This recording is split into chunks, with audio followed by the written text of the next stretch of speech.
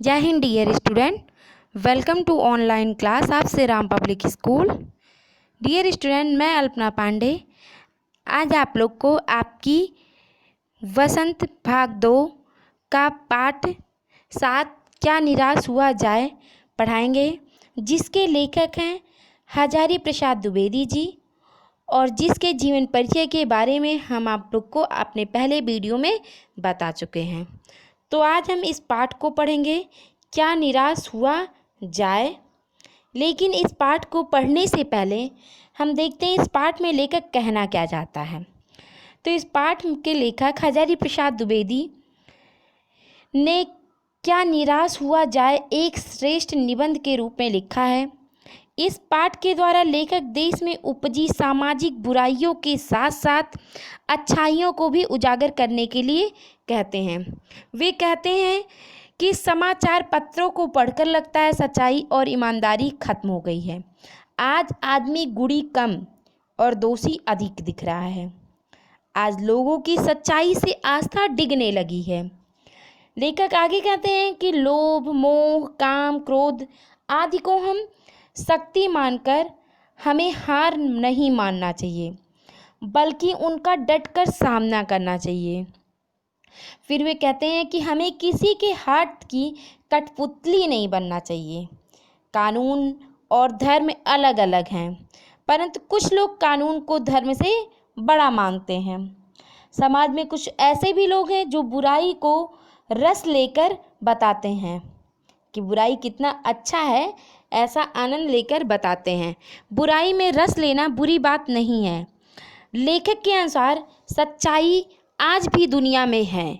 इसके कई उदाहरण उन्होंने इस पाठ में दिया है। तो आइए अब हम पाठ को शुरू करते हैं। मेरा मन कभी कभी बैठ जाता है।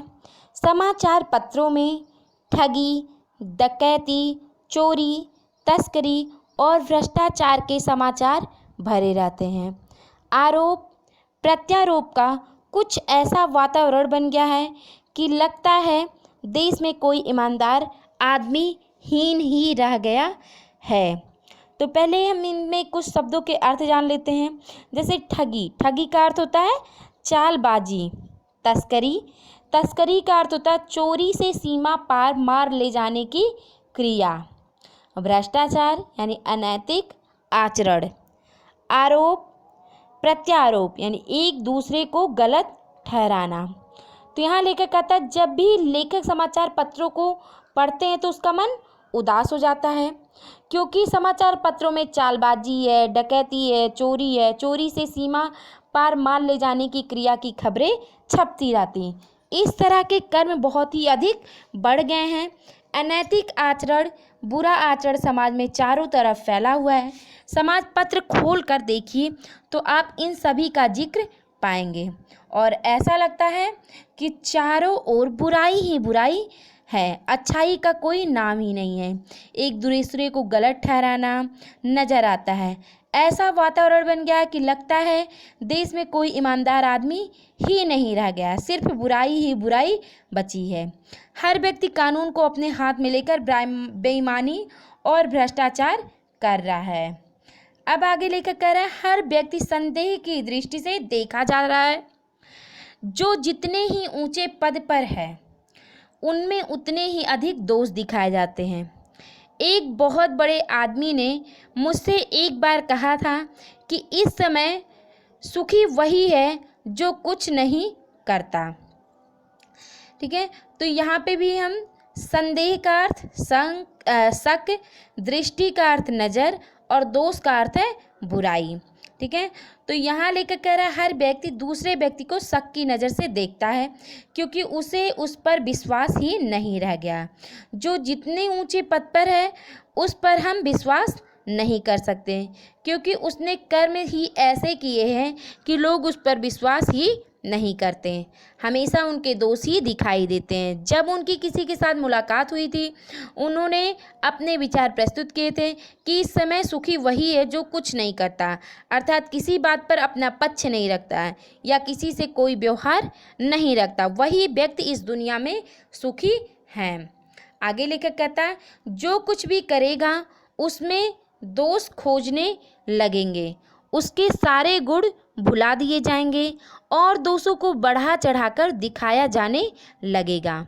दोष किसमें नहीं होते हैं, यही कारण है कि हर आदमी दोषी अधिक दिख रहा है और गुणी जो कम या बिल्कुल ही नहीं। तो यहाँ दोष का अर्थ बुराई है और गुणी का अर्थ अच्छाई से लिया गया है। यहाँ पे लेखक कह रहा है कि लोगों को आदत हो गई कि व्यक्ति में बुराई खोजने की, उसमें से अच्छाई देखने का नज़रिया जैसे समाप्त हुई हो गया, यानी खत्म हो गया है। उसके द्वारा किए गए अच्छे काम को ध्यान में ना रखकर उसमें अवगुणों को ही बढ़ा चढ़ा कर दिखाया जाने लगा। हर व्यक्ति में कोई ना कोई दोष होता है, लेकिन उसमें अच्छाइयाँ भी हैं, यानी हर व्यक्ति में दोष है तो कुछ ना कुछ उसमें अच्छाई भी होती है। हम उन अच्छाइयों को उजागर नहीं कर रहे, सिर्फ बुराइयों को ही हम बढ़ा चढ़ाकर बताते हैं। ऐसा लगता है जैसे जो दुनिया में लोग हैं उनमें अच्छाई बची ही नहीं है, या तो थोड़ी है या बिल्कुल ही नहीं है। अब आगे लेखक कह रहा है स्थिति अगर ऐसी है तो निश्चय ही चिंता का विषय है। क्या यही भारतवर्ष है जिसका सपना तिलक और गांधी ने देखा था? रविंद्रनाथ ठाकुर और मदन मोहन मालवीय का महान संस्कृति सभ्य भारतवर्ष किस अतीत के में डूब गया है। यहाँ संस्कृति जो है यानी परंपरा का है, संस्कृति का अर्थ परंपरा, अतीत यानी बीता हुआ समय, एंड गहर यानी गड्ढा। ठीक है, तो यहाँ लेखक कह रहा है अगर वास्तव में ही दुनिया में समाज में यही स्थिति देखने को मिल रही है तो चिंता का यह विषय है। इस पर सोच विचार किया जाना चाहिए, अपने व्यवहार में किसी तरह का बदलाव लाना चाहिए। क्या इसी भारतवर्ष की कल्पना हमारे महान नेताओं ने की थी जिसका नाम गंगाधर तिलक और महात्मा गांधी था, जिसका सपना गंगाधर तिलक और महात्मा गांधी ने देखा था। लेखक ने आजकल भारत की स्थिति के बारे में सवाल उठाया है कि यह गांधी का भारत है, क्या यह गंगाधर तिलक का भारत है। ऐसा लगता है कि पुराने समय में जो इंसानियत मानवता बची थी, जो संस्कृति हमारी बची थी, वो अब कहीं दिखाई नहीं देती। मदन मोहन मालवीय और ऐसे महान नेताओं का भारतवर्ष आज कहीं अतीत में गहरे गड्ढे में डूब गया मालूम होता है। फिर लेखक आगे कह रहा है आर्य और द्रविड़, हिंदू और मुसलमान, यूरोपीय और भारतीय आदर्शों की मिलन भूमि मानव महासमुद्र क्या सूख ही गया है। मेरा मन कहता है ऐसा हो नहीं सकता। हमारी महान मनीषियों के सपनों का भारत है और रहेगा महासमुद्र। ठीक है, यानी महासागर, मनीषियों यानी ऋषि को कहा गया है। तो यहाँ लेखक ने एक प्रश्न किया है कि जो हमारा पुराना भारत था, आर्य समाज वाला, द्रविड़ समाज वाला, हिंदू और मुसलमान सब भाई भाई की तरह रहते थे, यूरोपीय और भारतीय परंपराओं के अनेक आदर्शों की मिलन भूमि भारत थी। लेखक को अब अभी की बात का विश्वास नहीं है। वह कहते हैं क्या यह वही भारत है, गांधी का भारत, तिलक का भारत, जिसकी लोग मिसाल देते थे। उन्हें अब भी विश्वास नहीं है कि मेरे महान भारत की जो संस्कृति है, सभ्यता है, वो बची रहेगी, उसका सम्मान बना रहेगा। जो हमारे ऋषि मुनियों ने सपना देखा था भारत का, वो वैसा है और आगे भी रहेगा। फिर आगे लेखक कह रहा है कि यह सही है कि इन दिनों कुछ ऐसा माहौल बना है कि ईमानदारी से मेहनत करके जीविका चलाने वाले निरीह और भोले भाले श्रमजीवी पिस रहे हैं और झूठ तथा फरेब का रोजगार करने वाले फल फूल रहे हैं। ईमानदारी को मूर्खता का पर्याय समझा जाने लगा है।